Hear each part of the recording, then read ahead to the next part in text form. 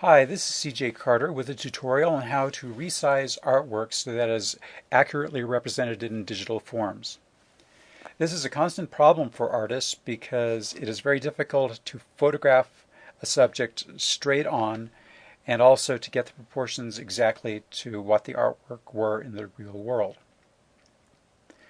So here you can see that we're starting with an image of a work in progress I have on my own work table. Clearly the edges are not square, but I did take the picture more or less full on so that we aren't having a lot of distortion.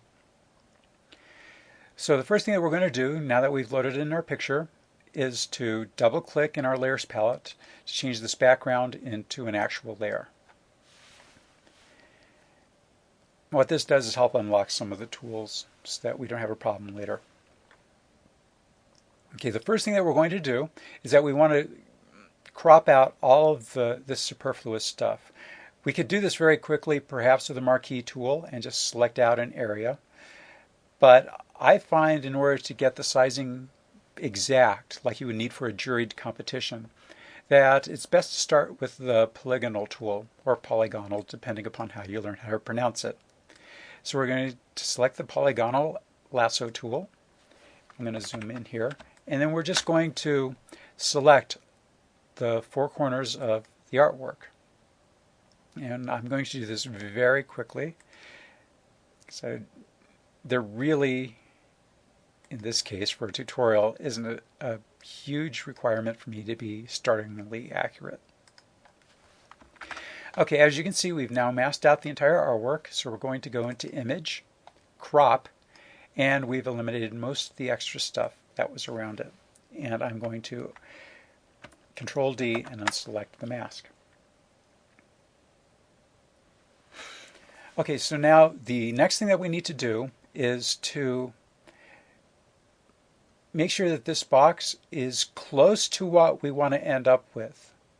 It's going to be larger because we're going to shrink it down because otherwise we're going to lose information on the picture. So we're going to go to Image, Image Size, and we do not want to resample this image at this time because that would have another layer of processing and we'd lose some of our information. So we're going to unclick that. So all we're concerned with is the size. Now the actual size of this image is 16 inches by 20 inches.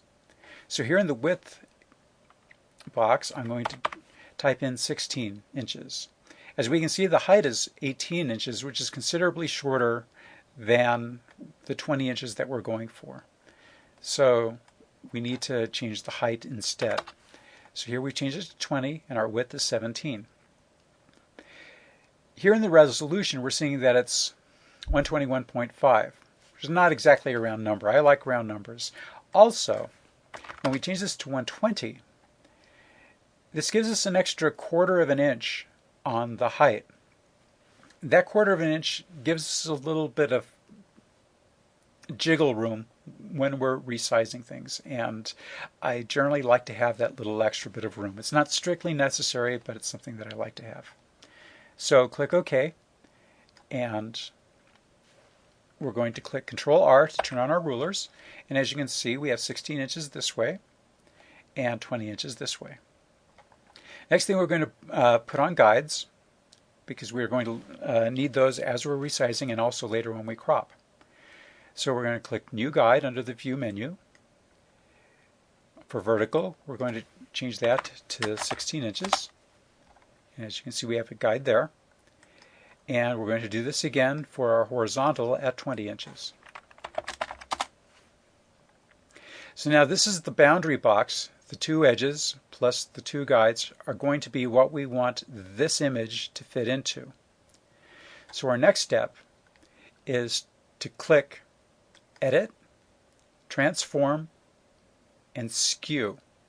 You could use shortcuts and you could do Control T and then right click in the image, but this is a very direct way of getting to what you need to do.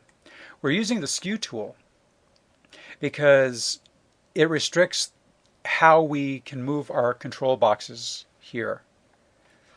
We can go vertical and we can go horizontal, but we can't do both at the same time. It has to be one or the other, which is very comforting.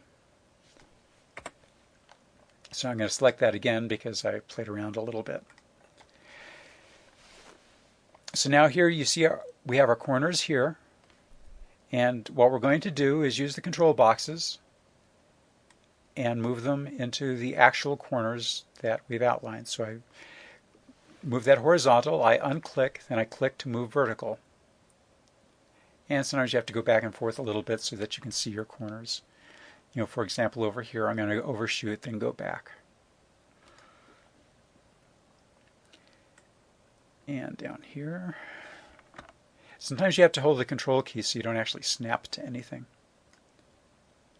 which can be a problem.